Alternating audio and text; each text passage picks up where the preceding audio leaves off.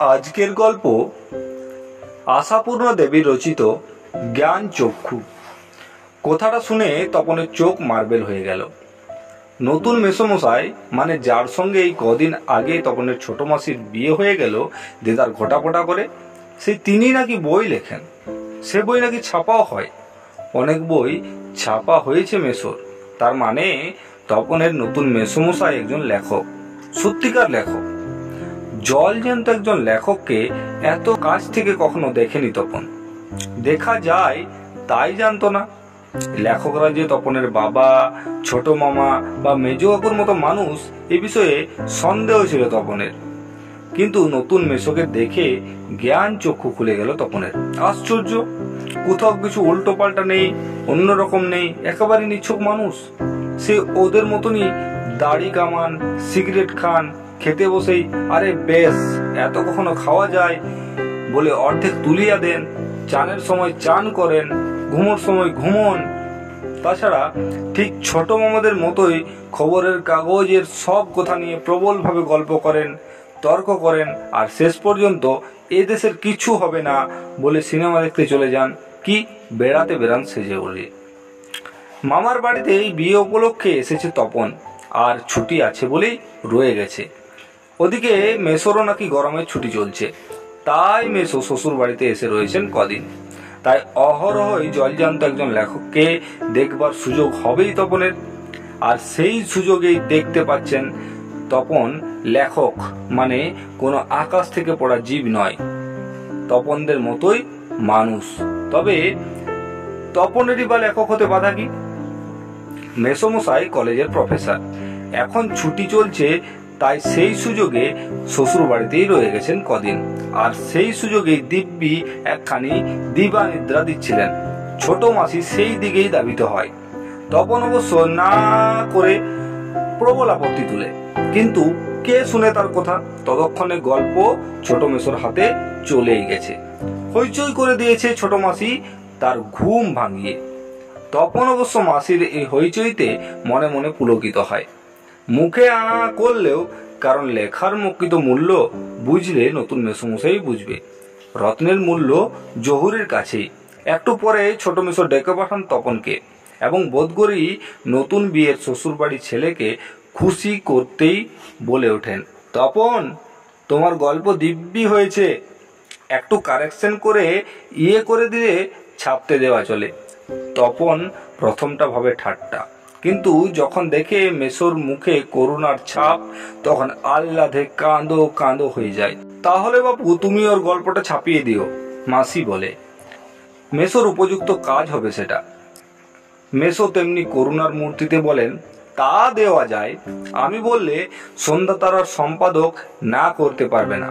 ঠিক আছে তপন, তোমার গল্প আমি ছাপিয়ে দেব। বিকেলে চায়ের টেবিলে উঠে কথাটা, আর সবাই তপনের গল্প শুনে হাসে।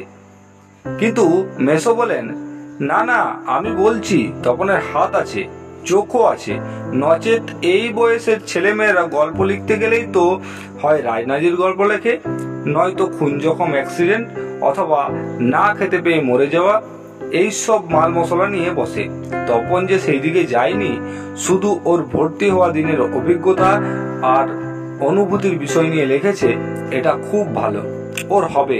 তপন বিহল দৃষ্টিতে তাকায়। তারপর ছুটি ফুরলে মেসো গল্পটি নিয়ে চলে গেলেন। তপন কৃতার্থ হয়ে বসে বসে দিন গুনে। এই কথাটাই ভাবছে তপন রাত দিন। ছেলেবেলায় থেকেই তো রাশি রাশি গল্প শুনেছে, তপন আর এখন বস্তা বস্তা পড়ছে। কাজেই গল্প জিনিসটা যে কি সেটা জানতে তো বাকি নেই। শুধু এইটাই জানা ছিল না সেটা এমনই সহজ মানুষই লিখতে পারে। নতুন মেসোকে দেখে জানলো সেটা। তবে আর পাই কে তপনকে? দুপুরবেলা সবাই যখন নিথর নিথর, তখন তপন আস্তে একটি খাতা, হোম টাস্কের খাতা আর কি, বিয়ে বাড়িতেও যেটি মা না নিয়ে ছাড়েননি, আর কলমটি নিয়ে 3 তলা সিঁড়িতে উঠে গেল। আর তোমরা বিশ্বাস করবে কিনা জানি না, এক আসনে বসে লিখেও ফেললো আস্ত একটা গল্প।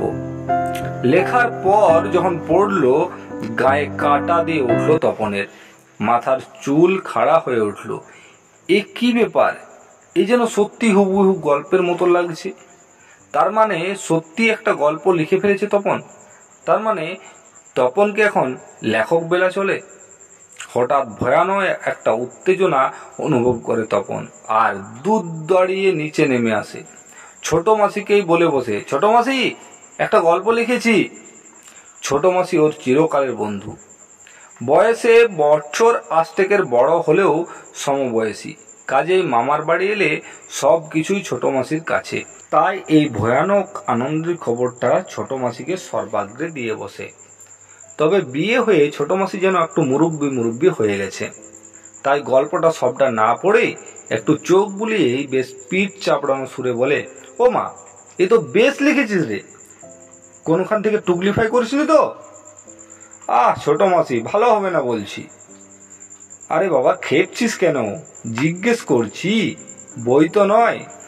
রোজ তোর মাস্টার মশাকে দেখায়, কিন্তু গেলেন তো গেলেনই যে।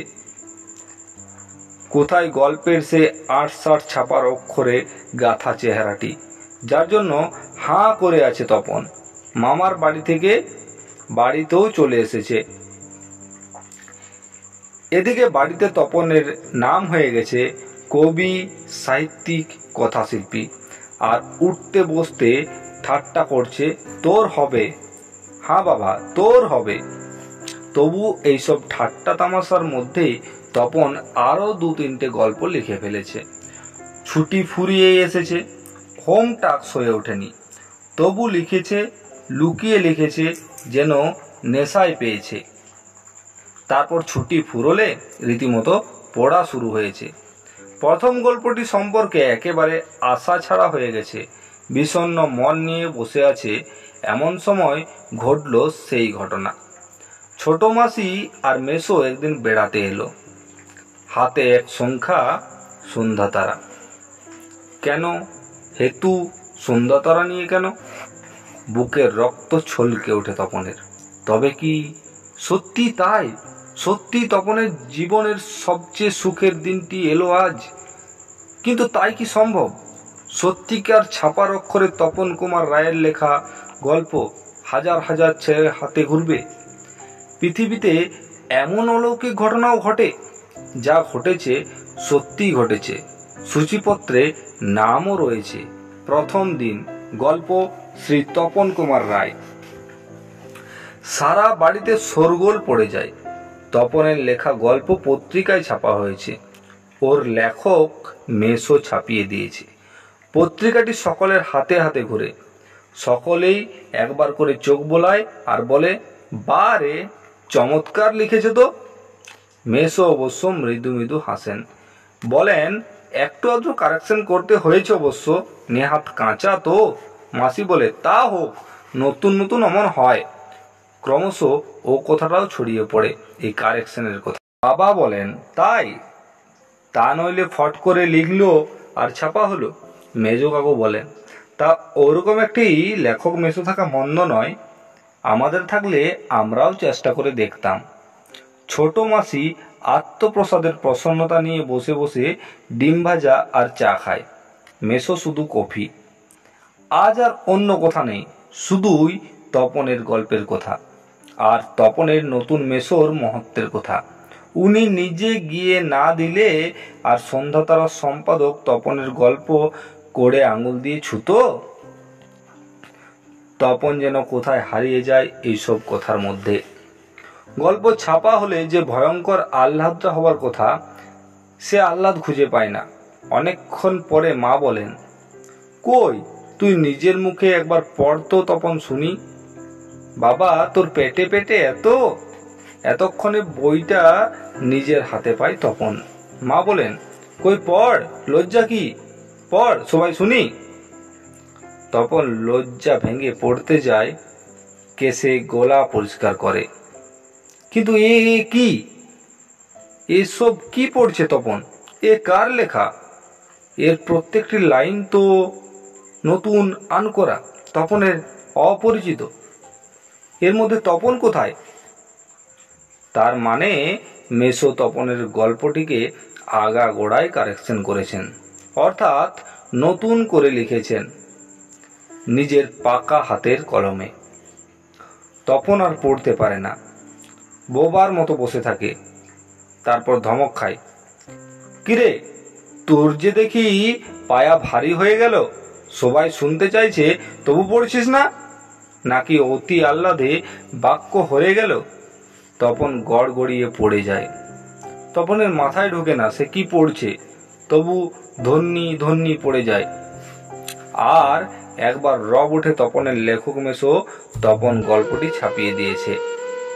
তপন বইটা ফেলে রেখে চলে যায়। তপন ছাতে উঠে গিয়ে শার্টের তোলাটা তুলে চোখ মুছে। তপনের মনে হয় আজ যেন তার জীবনের সবচেয়ে দুঃখের দিন। কেন তা জানে না তপন, শুধু এই দুঃখের মুহূর্তে গভীরভাবে সংকল্প করে তপন যদি কখনো লেখা ছাপাতে দেয় তো তপন নিজে গিয়ে দেবে। নিজের কাঁচা লেখা ছাপা হয় হোক, না হয় না হোক, তপনকে যেন আর কখনো শুনতে না হয় অমুক তপনের লেখা ছাপিয়ে দিয়েছে। আর তপনকে যেন নিজের গল্প পড়তে বসে অন্যের লেখা লাইন পড়তে না হয়। তার চেয়ে দুঃখের কিছু নেই, তার থেকে অপমানের।